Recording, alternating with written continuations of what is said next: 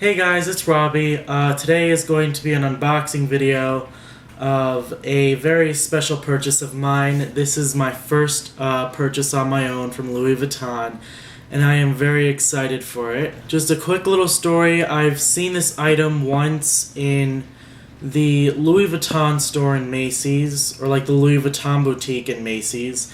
In New York City, I saw it there, fell in love with it. I decided not to get it that day. I went home, went on my Louis Vuitton account and looked it up, and I could not find this bag. And then when I finally did find it, it was sold out, and I was really disappointed. And I had periodically checked it for a couple months, and it never went back in stock. So about 2 weeks ago, I actually just got back today. 2 weeks ago, my family and I went out on a cruise out of Fort Lauderdale. And we decided that once we got back from the cruise, we would stay down in Fort Lauderdale for a couple of days to really enjoy the area. And I made it a point that I really wanted to stop at the Galleria Mall down there because they had some really nice shops, including Louis Vuitton. And I was on this mission. I was going to pick up an item that I had never seen in stores before, but I know a couple of YouTubers who have picked up this item and really enjoy it. So I was like on a mission. I saved up and put the money in my bank account, ready to go. I was gonna pick up the small 6-ring agenda in Damier Ebene, but my mother had talked me out of it. She said I should get something a little bit more useful, and I decided to go with what she said, and I picked up something a little bit extra. So now getting to the unboxing, of course, like every purchase from Louis Vuitton, it comes in the dark chocolate brown textured bag with Louis Vuitton Maison Fondée en 1854, which just means the house was founded in 1854.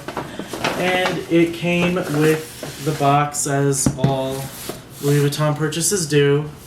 This is the larger box for bags. And my sales associate, Michael, was so nice. He was very busy that day. He was helping me as well as 2 other clients. It was a Sunday and they weren't expecting much business, but turned out to be a busier day anyways. And he was searching frantically for the leather cords, and I told him it was no big deal. I didn't really need one, so he is actually sending me a leather cord in the mail. So it does not have it at this time. So taking out the box, like every Louis Vuitton item, it comes with a dust bag with Louis Vuitton on the front. And the item that I purchased was the item that I had seen in the Macy's store in Louis Vuitton in New York City. It is the Trotteur Beaubourg city bag, messenger bag in the Damier Ebene print. I am very excited for this bag. I absolutely love this and fell in love with it in the Macy's in New York City. And I was so happy to see that they had this bag. It was actually the very last bag that they had in stock. After I got home, I looked it up and they do have it online again, but I'm not sure if they carry it in stores anymore or if they're going to discontinue it because it has been sold out for so long, and they were not planning on getting any more of these bags in the Fort Lauderdale boutique.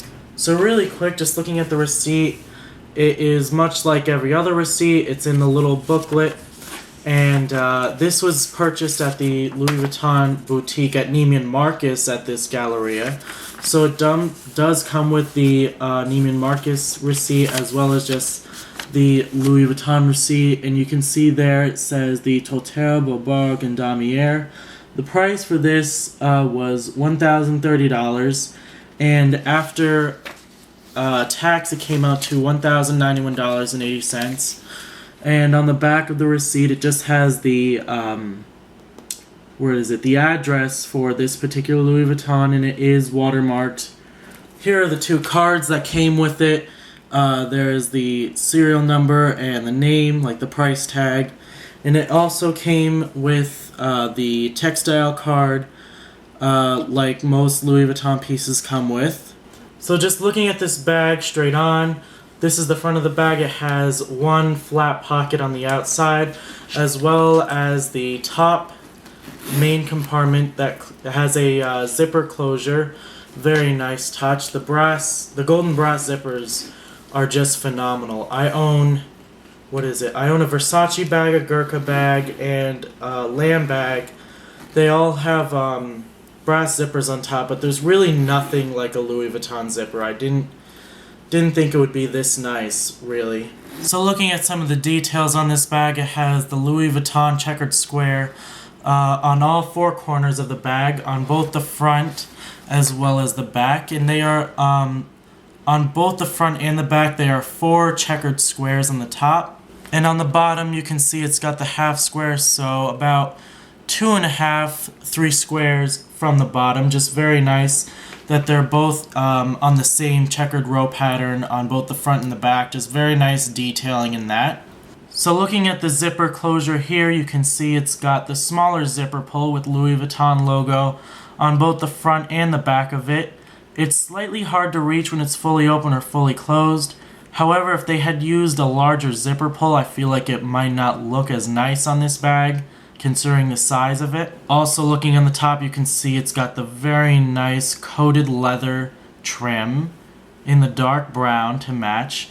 Absolutely flawless stitching as always. So the next detailing part of this bag kind of confused me when I first looked at it, but now that I've kind of had more time to really sit down with it, it's supposed to be read right, and you'll know what I mean in a second.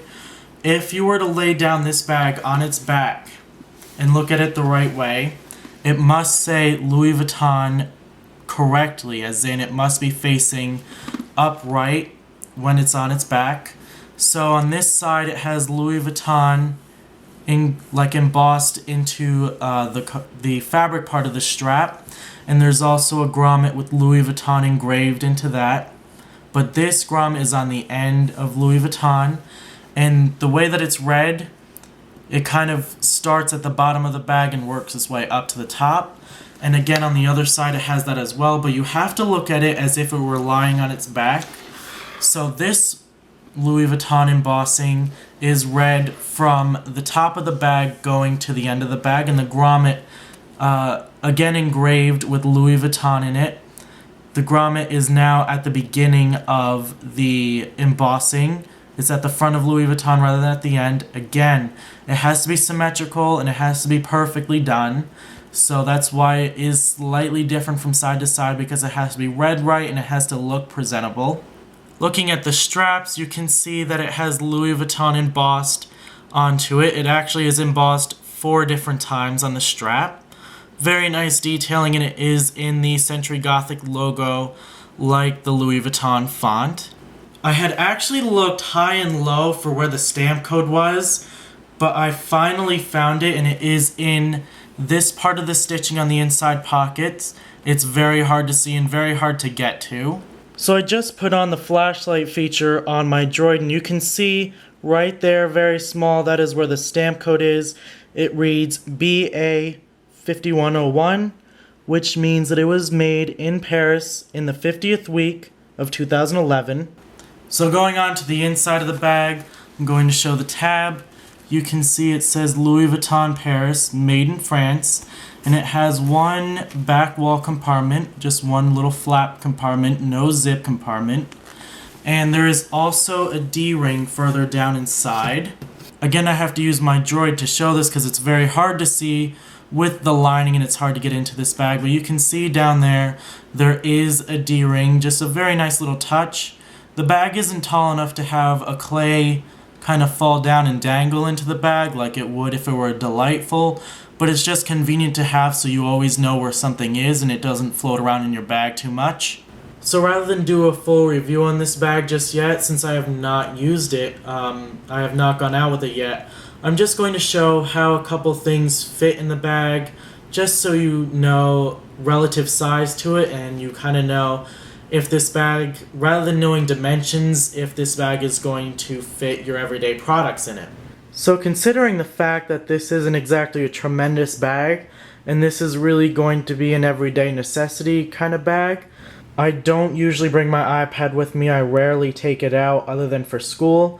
So this isn't exactly an everyday item for me, but I'm throwing it in just so you know if an iPad fits or not. And I'm actually going to start with that because this bag looks like it would be large enough to hold an iPad. However, in the main compartment, it really does not. You can see how it basically comes up straight up to the zipper lining. So it wouldn't exactly be a great idea for you to use this bag as a main iPad holder in the zipper pocket because if you kind of adjust it, you really can like get it up against like the corners of the bag, but it's not good to really stretch and work that canvas in that use. You don't really want to abuse it. However, there is the outside pocket which can easily fit the iPad. That is probably how I will be carrying it, and it is slightly larger than the top. It is slightly taller. However, I've worn it before like this, just kind of trying it on and looking at it in the mirror to see how it looks. It doesn't exactly look sloppy or anything like that, and it doesn't look ridiculous. And it really, I think that's a good use for the outside pocket if you really need to bring your iPad with you, because it doesn't stretch out the outside pocket. There's still room for other things. There's not a lot of stress on the corners, and it's just a good, convenient place to put it. So I've just put everything in the bag, and other than the iPad, it does still fit in here when there are things put inside. I can just show you that really quick. There are quite a bit of things in there, and you can see it still slides down easily, no stress, or unnecessary stress or too much stress in certain areas. But I'm going to try and open this as much as I can because I do have to use the flashlight on my phone again. But just looking in there, that is what I have. I've got my notebooks, my wallet on the bottom left, a cosmetic bag with my keys in it, obviously can be substituted with a clay or a pouchette. And I've also got my glasses in there, and on the back wall compartment, you can kind of see it in orange a little bit there. Ordinarily that would be my phone other than the fact that I'm holding it, but my iPod and its headphones fit in there really easily. So my phone actually fits in there along with it. So there's plenty of room in the back wall compartment if you just want to throw in a phone or an iPod or both. I've left the outside pocket completely open, or not completely open, completely empty, just in case if I did want to put in my iPad, I still have room for that. Again, you can fit any of these items, actually a couple of these items, in the outside pocket if you really wanted to, and you can see that I've got plenty of room on top to fit anything else that I need to fit in if I really needed to. So I think that pretty much wraps up this video. I'd like to thank you guys for watching, and this bag will appear in the future, so I will be doing a review on it once I get some more use out of it, maybe a couple months in. So stay tuned for that. If you ever have any ideas or questions about this bag, or if you want to see this bag in another video, leave a comment, send me a message, and I'll gladly do my best to fulfill your wishes. So thank you guys for watching, and have a nice day. Bye.